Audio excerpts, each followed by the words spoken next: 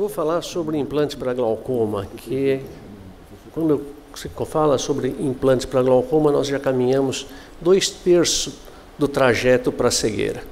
Nós temos mais 1/3 para se salvar, que é com a utilização de implante. Eu tenho alguns interesses comerciais e, como no Brasil não tem estimativa nenhuma, eu fiz uma pergunta em 2012 para vários colegas: qual seria a necessidade de implante, de cirurgias com implante no Brasil em 2012?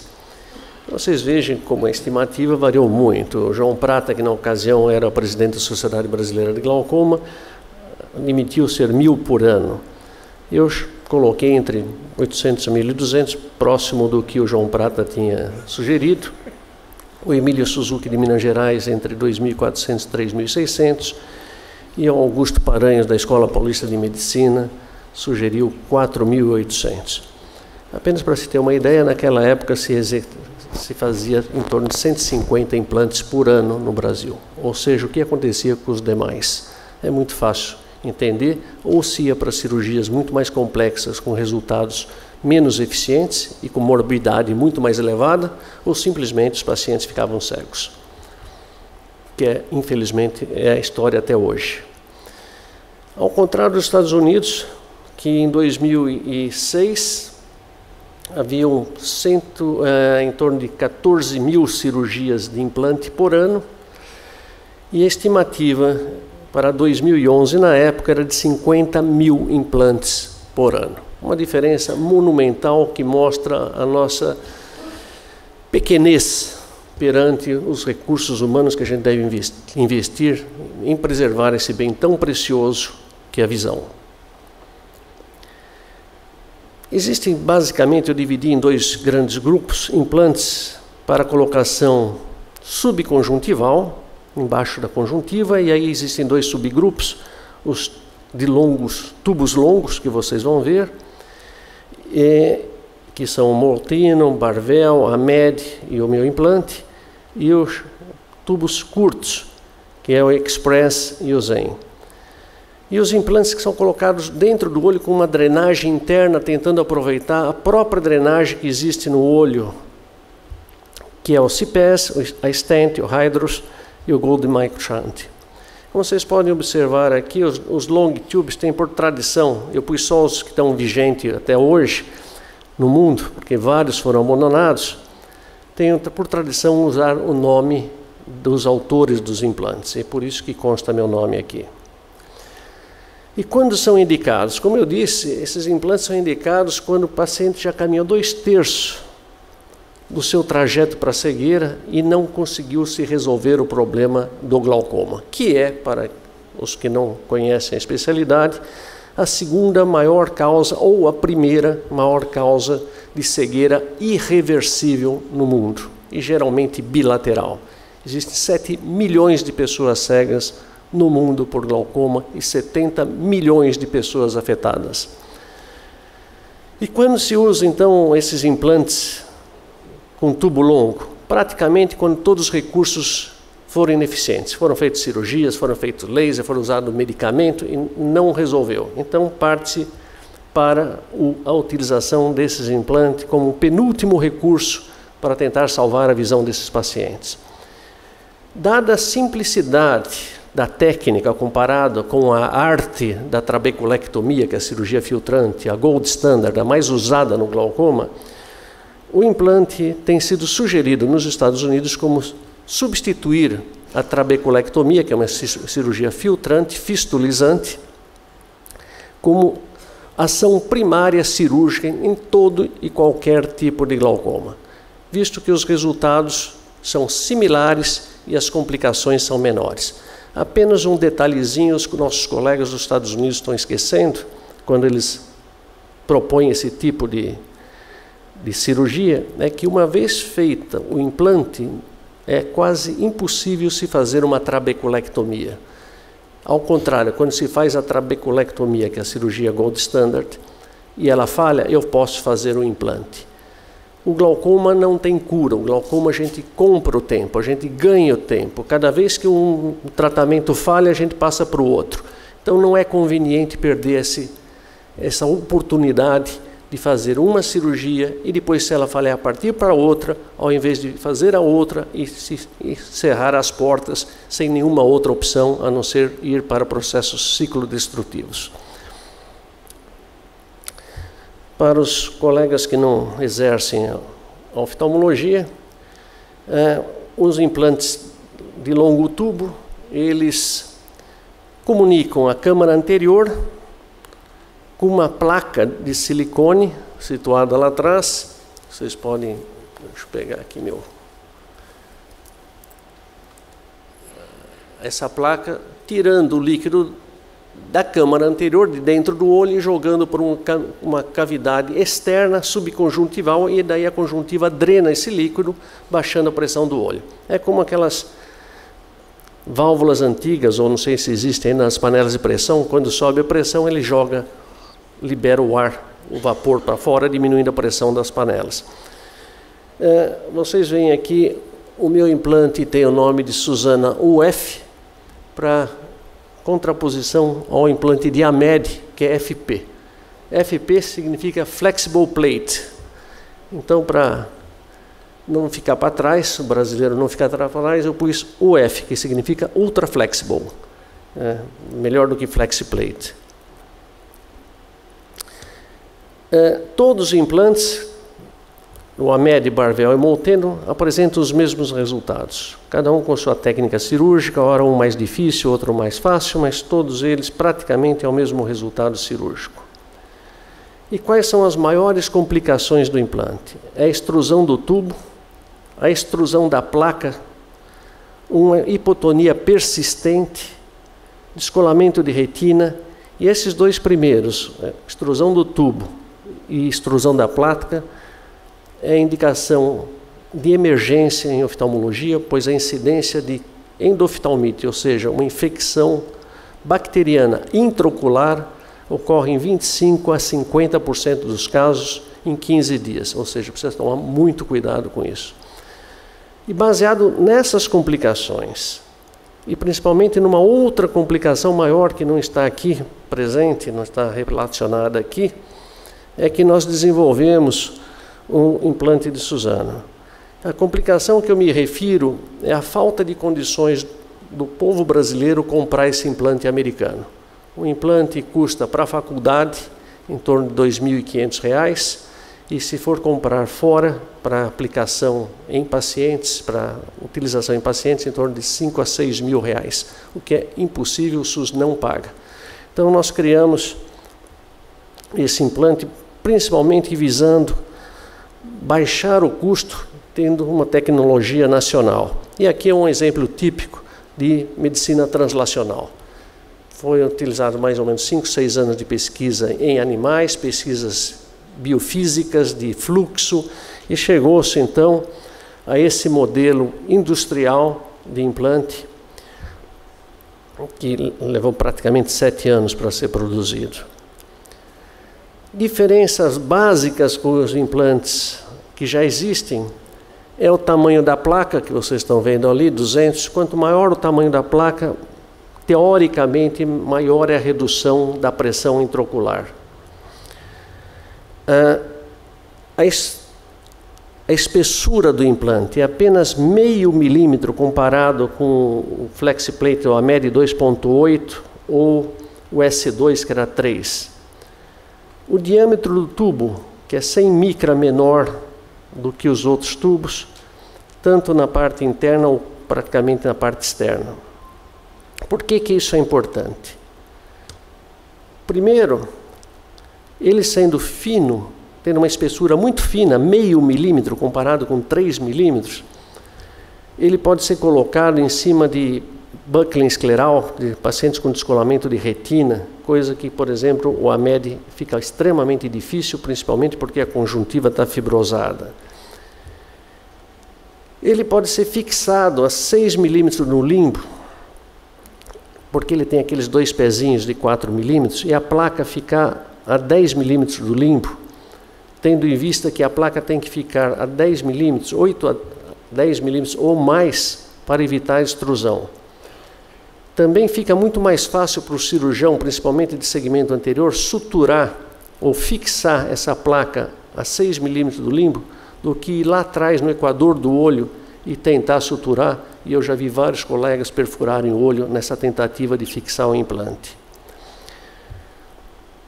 Sendo fino, ele economiza a conjuntiva. Eu não preciso de muita conjuntiva para cobrir esse implante, visto que esses casos de indicação do long tube implante ou implante longos, de tubo longo, necessitam ou são feitos em olhos cuja conjuntiva já é fibrótica e inelástica.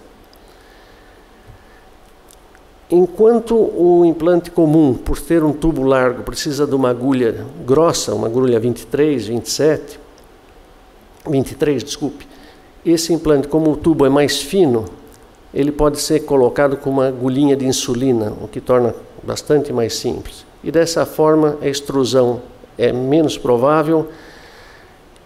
Pode-se não utilizar viscoelástico, quer dizer, diminuindo o custo da cirurgia.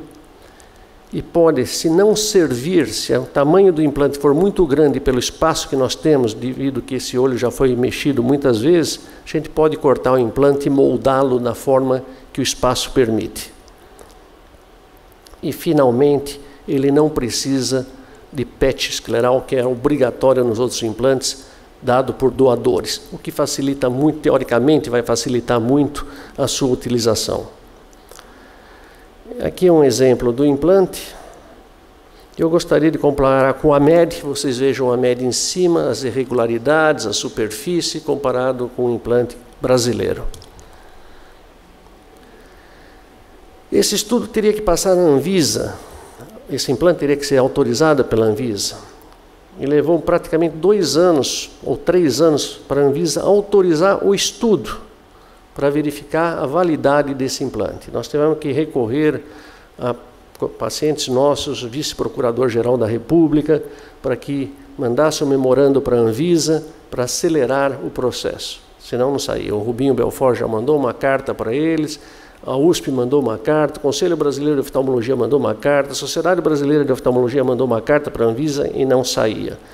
Depois que o vice-procurador entrou em contato, em 20 dias saiu a autorização para se fazer o estudo. Colocamos como investigador principal o professor Augusto Paranho, da Unifesp, primeiro pela sua capacidade científica, segundo por ser da Unifesp, da onde eu me formei. Eu sou originário da Unifesp, mas agora sou titular da USP. É um programa que o Rubinho criou há muito tempo, de pegar os colegas da Paulista e colocar como espião na USP. E os co-investigadores, vários colegas aqui que participaram. Obviamente, como eu fui inventor do implante, eu não poderia participar do estudo. E aqui o resultado do estudo, que vai ser publicado no Journal of Glaucoma em breve, mostrando que em olhos com glaucoma neovascular, sem medicação, é um parêntese que eu tenho que fazer aqui, 85% dos implantes, qualquer que seja o tipo desses implantes de tubo longo, necessitam de medicação hipotensora adicional. Então vocês vejam que nesse estudo com medicação, o sucesso no glaucoma neovascular, que é o pior glaucoma que tem, foi 73%, e no glaucoma refratário, ou seja, qualquer outro tipo de glaucoma que não seja o neovascular, foi de 96%.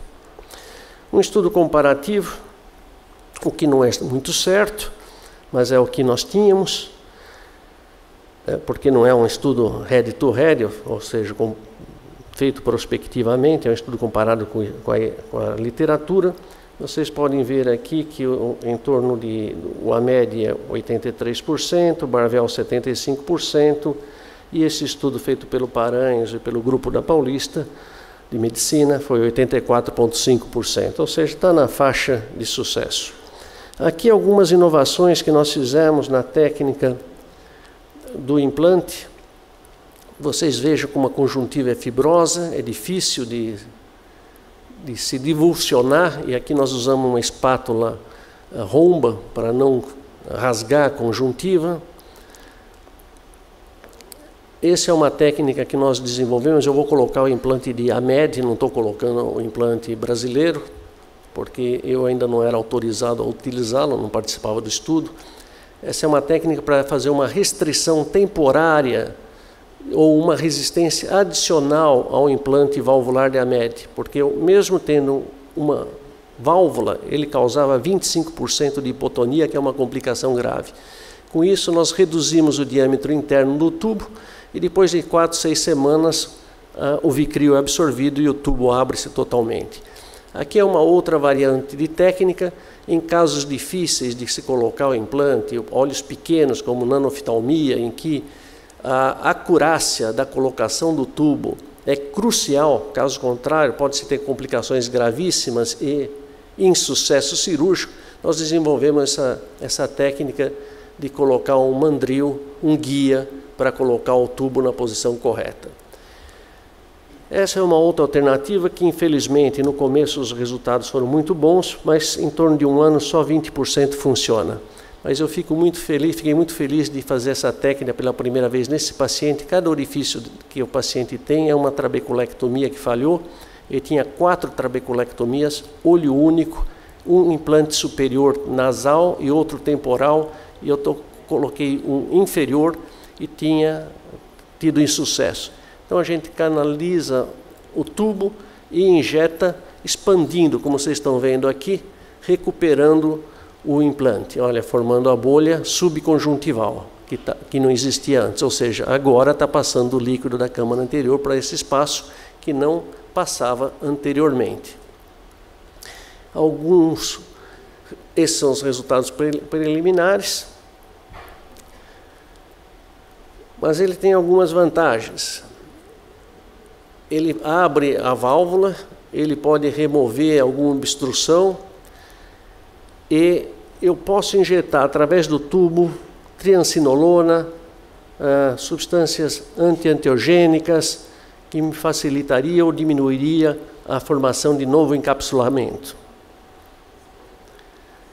Aqui é um trabalho feito por Ki, que depois de 10 anos que eu desenvolvi aquela sutura, colocar esse fio dentro, ele coloca esse fio fora, mesma coisa, e mostra que houve uma redução da hipotonia de 25% dos casos. Lembre-se, hipotonia com implante, hipotonia persistente é grave, para 6,3%, confirmando a nossa técnica.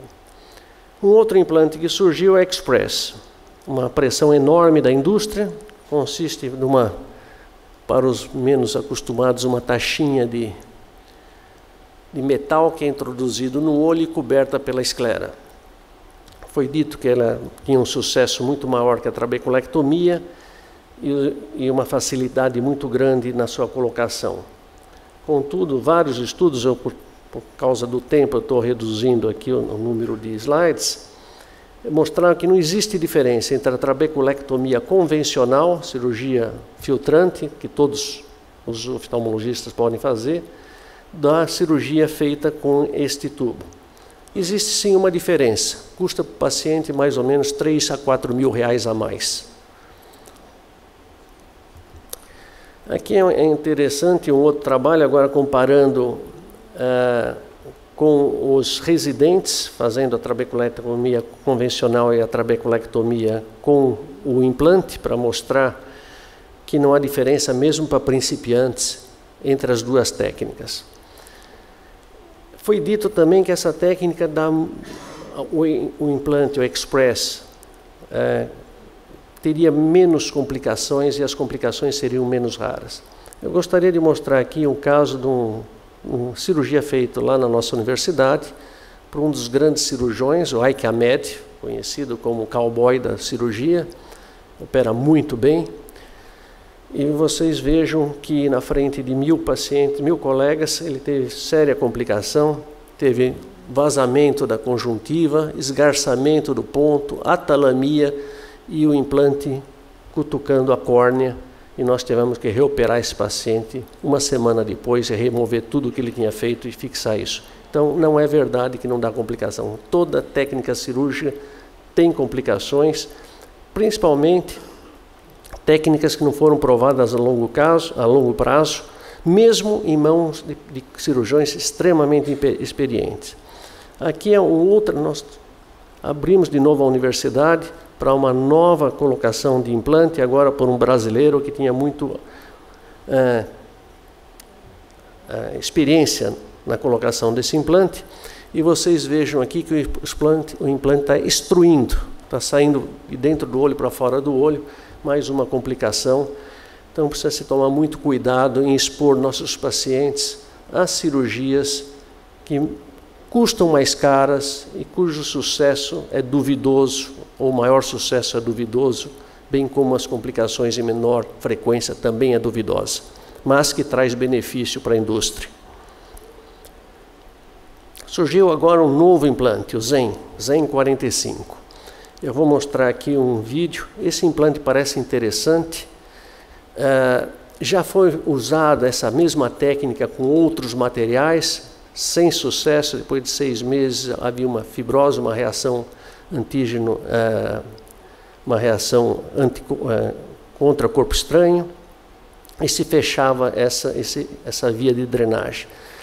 Esse material é um colágeno em que se faz cross-link e, aparentemente, ou segundo as informações que se tem até agora, ele é quase, não tem reação de corpo estranho. Então vocês vão ver aqui, coloca-se, esse é o aplicador do implante. Aqui vocês vão ver como se segura, e vocês vão ver que é uma cirurgia de 5 minutos. Eu tive a oportunidade de fazer essa cirurgia nos Estados Unidos, mas em workshop. É uma cirurgia extremamente simples. Aqui se faz, ele não fez aqui, mas é sempre interessante, e vocês vão ver por quê, fazer uma expansão do espaço subconjuntival com xilocaína, para evitar que quando essa agulha chegar aqui não fure a conjuntiva e você tenha grande complicação. Então aqui é a cirurgia, vocês veem, já tem uma incisão prévia aqui, ele penetra com o aplicador, aqui é onde a ponta do implante tem que sair, a 2, 3 milímetros do limbo, a ponta do aplicador. Quando a agulha aparecer aqui, ele injeta o implante e remove o aplicador.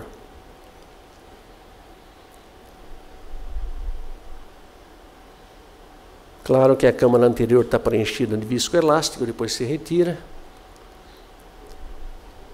Ali está, por isso que é interessante fazer um ballooning, né? Uma expansão da conjuntiva, e acabou a cirurgia. Cirurgia extremamente simples, extremamente rápida. Os resultados preliminares são bons, mas seguramente há necessidade de mais estudos nisso. E agora os implantes de uso interno, e vocês vão ver aqui vários tipos, praticamente eles se baseiam na mesma coisa. Você tem aqui o iStent primeiro, esse é a segunda geração, e se coloca no trabeculado, no sistema de drenagem natural do olho, esperando que o líquido que está nessa situação passe por esse tubinho, por dentro desse tubinho, e vá para o canal de Schillen, onde é a via natural de escoamento do humor aquoso. Esse é um paciente que me foi encaminhado da África do Sul. Ele já tinha colocado aqui um iStent, olho único, com pressão de 36, com esse iStent e um nervo óptico destruído em quase 90%. Ou seja, primeiro, a indicação não está correta, segundo, a gente sabe que o iStent não serve para isso. Então, precisa tomar muito cuidado, embora encareça muito o custo da cirurgia. Ele tem muito sucesso, entre aspas, quando feito junto com a facoemulsificação, porque a própria facoemulsificação já baixa a pressão, e fica difícil saber se baixou a pressão pela presença do stent ou pela facoemulsificação propriamente dita. A maioria dos estudos mostra que é mais pela facoemulsificação do que pela presença do iStent. Aqui vocês veem um trabalho mostrando que, colocando um desses implantes internos, a pressão baixa 2 milímetros, colocando 2 implantes, baixa 3 milímetros. não é lá muito vantajoso você ter 2 pininhos dentro do olho para baixar 2 a 3 milímetros de mercúrio, ainda mais que não foi comparado o resultado desse implante com uma trabeculoplastia a laser, cujo resultado costuma ser mais eficiente em termos pressóricos e extremamente menos invasiva do que uma cirurgia, pois o laser você não é incisional. Finalizando, o Express pode ser usado como uma alternativa à cirurgia da trabeculectomia. Eu já mostrei que só é mais custoso. E deve-se pensar também que colocar um corpo estranho dentro do olho, mesmo que seja de metal inerte, quando ocorrer um adegalçamento do retalho escleral, quando eventualmente tiver uma infecção da bolha filtrante, a complicação vai ser muito mais grave do que a trabeculectomia normal. Também não foi estudado até hoje a evolução da perda endotelial com esses implantes. E complicações como câmara rasa que podem ocorrer, podem ter efeitos bastante dramáticos, tanto por perfuração do cristalino, como também por toque endotelial.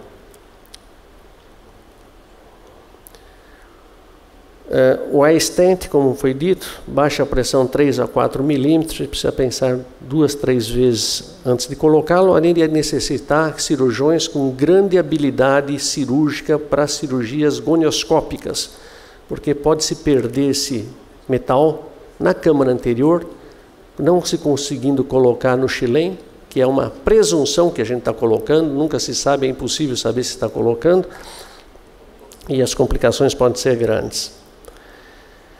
O nosso implante, finalmente, depois de 5 anos de pesquisa e mais 3 anos tentando que uma indústria, todas as indústrias, eu tive em Belo Horizonte primeiro, o advogado que foi comigo disse que não seria interessante fazer com aquela indústria, porque via-se claramente que a indústria estava com outras finalidades. Depois eu fui para o Rio de Janeiro, conversando com uma outra indústria, a Silimed no Rio. O presidente me garantiu que em 1 ano está pronto. No final de 1 ano ele me disse que a indústria não tinha capacidade de fazê-lo. E agora, finalmente, com a Kinner, depois de 2 anos, o implante está pronto, o contrato está assinado, só falta agora a Kinner fazer um contrato com a distribuidora, que é a Adapt. E a minha recomendação forte, muito forte, é que se faça o preço mais baixo possível, inclusive que seja o preço SUS, para que possa ser usado em todo o país, dado pelo governo. O Zen parece ser bastante interessante, mas vai depender de futuros longitudinais mais prolongados. Finalmente, eu queria novamente agradecer a oportunidade, o convite. Foi uma honra enorme. E lembrar de novo que foi uma excelente ideia trazer esse fórum em cirurgia para essa academia. Um assunto bastante polêmico, discutido, com uma avenida de oportunidades para a medicina translacional, e que nosso povo precisa tanto disso, porque eu acho que não existe coisa pior é que ver uma pessoa que vai ficar cega, que pode ser evitado, e você não pode fazer nada porque não tem recursos para isso. Muito obrigado.